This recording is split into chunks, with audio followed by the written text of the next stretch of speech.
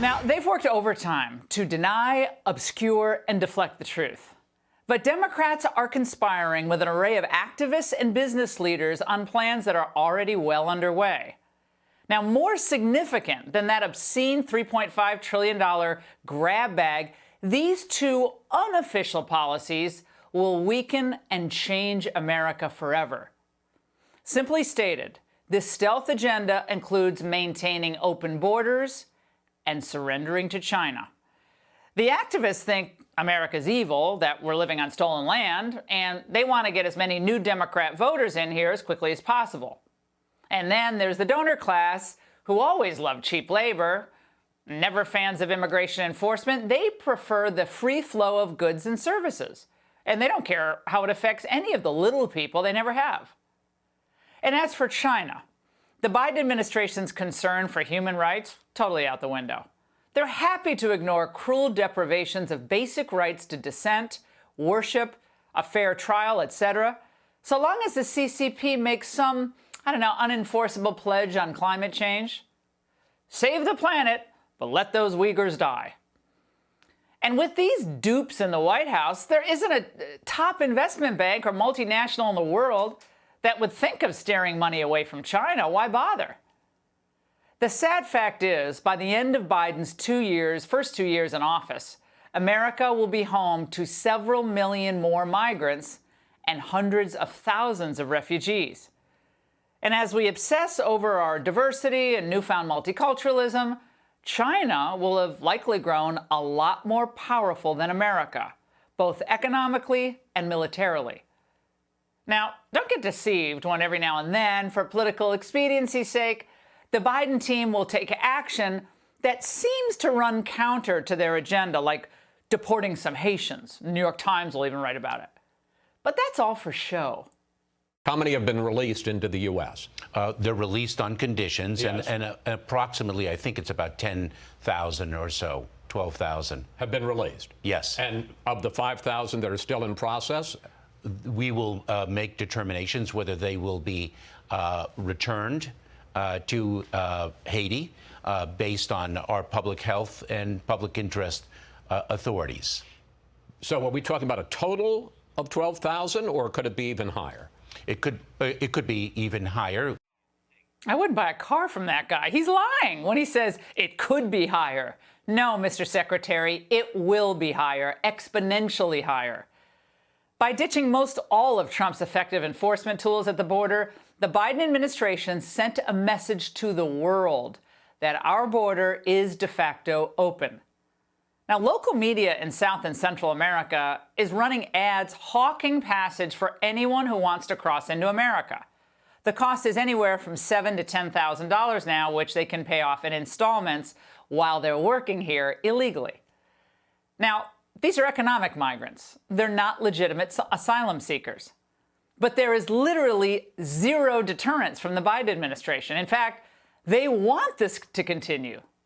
New voters and cheap labor. It's a win-win for Democrats. Why didn't you build, forgive me, a wall or a fence to stop them from walking in this flood of people coming across the dam? It is the policy of this administration. We do not agree with the building of the wall. The law provides that individuals can make a claim for humanitarian relief. That is actually one of our proudest traditions. Can you believe this guy? He's proud of what they're doing down there on the border. It's disgusting. Then again, DHS Secretary Alejandro Mayorkas himself is kind of a smooth-talking corruptocrat who has a long tradition of working overtime for the elites who skirt the rules. And now he oversees a bigger scam at the border. Some have argued, and there's certainly in the actions that have been taken a reason to argue that the administration is loosening enforcement. I don't know that that is the framing that I would use. What I would say is we are implementing fairness and justice. The statistics of your own department show that the flood of people coming illegally across the border has gotten worse under the Biden administration. So I wouldn't call it a flood. It's not a flood. I wouldn't frame it that way. Now, China's watching these clowns run America into the ground. They see all this happening.